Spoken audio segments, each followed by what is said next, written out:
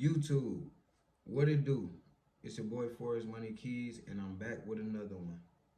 Today I wanted to talk about why you should trade how you want to trade before you force to trade how you must trade. Now, what I mean by that is when you get into the market and you get a coach or you watch YouTube videos or whatever you do to teach you the in and outs of crypto trading, forex trading, stock trading, you should take that gut feeling and run with it first. That's the only thing that's gonna stop you from being a loser down the line. Once you think you got something figured out, you might not want to be a part of the monthly course no more.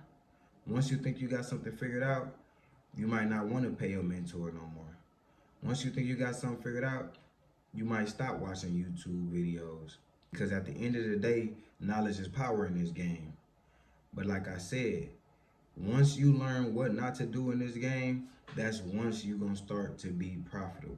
If you think you know everything, this shit ain't going to work.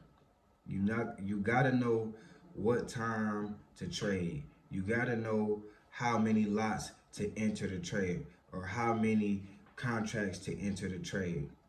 These are the things you need to know. But you won't know that without over leveraging.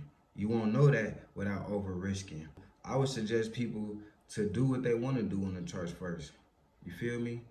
And then learn what didn't work. If you feel like you see an A+ setup, take this setup. If you want to over leverage, over leverage. But once it kick your ass, that's when you need to learn, okay, that ain't gonna work. And you gonna learn that from experience. Everything is about experience in this game. It's not about, oh, I got the best teacher. It's not about, oh, I take the best signals. These things won't last long. If anybody takes signals, you know that you can still lose tremendously.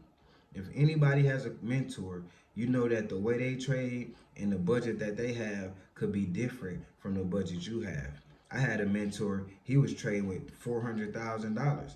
So when he made 10% a month, that was different. When he risked 1% a trade, that was different than what I could risk. If I had a funded account for 10K or a funded account for 50K, 25K, or even if I had a personal account with $1,000 in it, me risking 1% on my account is what, $10. You not trying to do that. You not trying to hear that.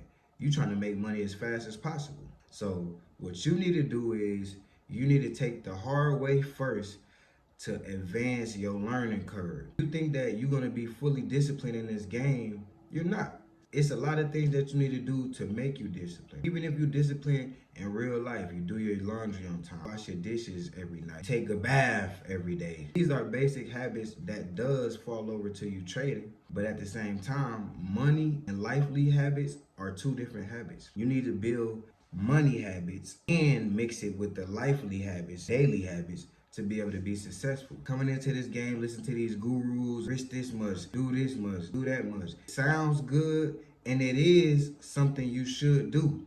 But you can only win in this game long term from your own personal experience. You would never be able to shadow somebody else's experience and win from that. They can teach you everything they know, but the only thing that's gonna make your own strategy in your head and monetize it is your own losses. So you need to be able to be a good loser to win in this game. It's not about being a good winner. It's about being a good loser. Taking them losses on the chin and moving on to the next trade. And the only way you can do that and survive with your capital is starting off swinging for home runs. The more you don't get a home run, the more it thumbs down your expectations. And when you get to that right level of what's expected of you, you can get home runs then. You know, it might not be the home runs that you want, but you can get, you know, them nice, consistent, small home runs. And when you scale it, now you turn it into a major league player. Looking at all of these gurus, looking at all of these people with all of these nice cars, nice houses, nice clothes, nice jewelry, that's cool and all. But I just feel like if you want that, then try to swing for the fences. And let's see how quick the market humble you. You feel me? And if you're somebody like me, I swung for the fences many times before I got the fucking picture. You don't want to do that, but you do want to swing for the fences at least 1 or 2 times. And if you don't want to do it with your own money, do it with a demo account. Do it with, you know what? Do it with prop firm. because you can save more money, but you can also have more money to risk. And even though it's not your money, you would still be emotionally tied to it because what you want to get funded. You need to be emotionally tied to it to be able to tame your emotions. If you're not emotionally tied to it with like demo money, then it doesn't matter. Because when you get into the market and the market start moving and playing with your psychology, then you're not going to be able to react how you thought you were going to react. It's not the same. You feel me? So that's just my advice to new traders, and that's my advice to struggling traders. All of the losses you have, don't dwell on them. Go back, look at them, see what trades you took, what pairs it was, how big it was, and start to thumb it down. Because this is the thing that makes you a sharp trader. This is the thing that helps you grow. It cripples you before it helps you grow. But if you want to grow at a fast, rapid rate, then these are the things you need to do. Following somebody else's plan, somebody else's strategy, somebody else's textbook entry, that's fine and all. But when it comes down to it, you need to know what works for you. Because your profit is your profit. Your profit is not their profit. Their profit is not your profit. You know what I mean? And it's best to take somebody's strategy that you're learning from and add your own touch to it.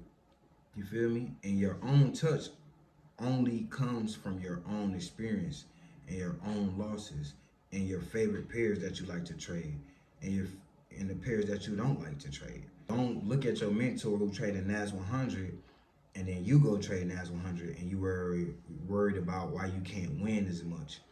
NAS 100 is a goddamn wrecking ball if you don't know how to trade it. You might be better off in gold. Even though he taught you how to trade on NAS 100, the way you trade and the way your brain is wired and set up might be better in gold. Or it might be better in a currency pair. At the end of the day, man, I just want y'all to know that this is a game and it takes time. It's a journey at the end of the day, man. So you can't sit up here and dwell on your losses or what you want out of this market and think that it's just gonna fall in your lap. That's not gonna happen. All of these YouTube videos that you click with the shiny things, it's just to keep you motivated. You feel me? But at the end of the day, it ain't gonna make you no money. You're gonna have to go back to work the next day. You feel me? So the goal is to get funded, take the money from the funded prop firms payouts and put it into your own accounts. Once you get to the level where you can get funded, make sure you got your discipline in place.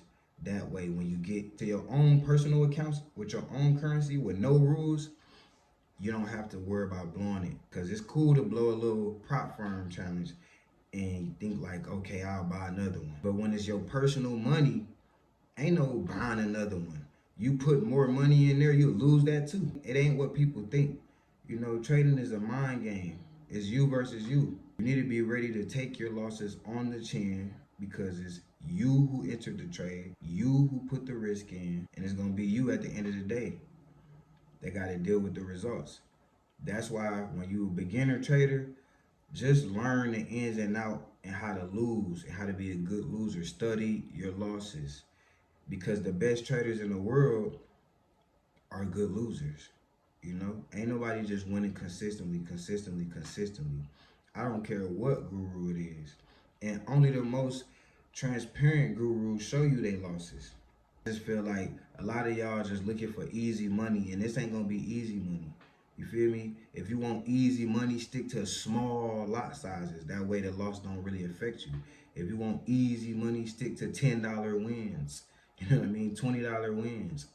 Anything outside of $100, I would say, after you pass that 3-figure mark, couple $100 in one win in one trade, it's not gonna be easy anymore. Because you might be a person that just get, let's say, $700 a week or $700 every 2 weeks. I don't know. You might be in another country. But at the end of the day, if you lose all of that in one trade, that'll play a different, that'll mess your mindset up. You feel me? But if you lose out of $700, $70, it might not affect you as much. You can still have a clear picture of the market and where it's headed and what you need to do to recover them gains. You feel me? To recover that loss to make gains. So at the end of the day, man, everybody got different budgets. Everybody got a different tolerance level. And I'm just saying, you need to find your tolerance level. Until you find your tolerance level of what you can accept, you can't play this game, because you will always overdo it and it'll bite you in the ass. So, like I said, man, I just wanted to take this moment, share this information with y'all, keep y'all motivated, keep y'all tapped in, and you already know what time it is. It's Forex Money Keys, man. I'm out. I ain't never been to Tokyo, but I'm in Tokyo.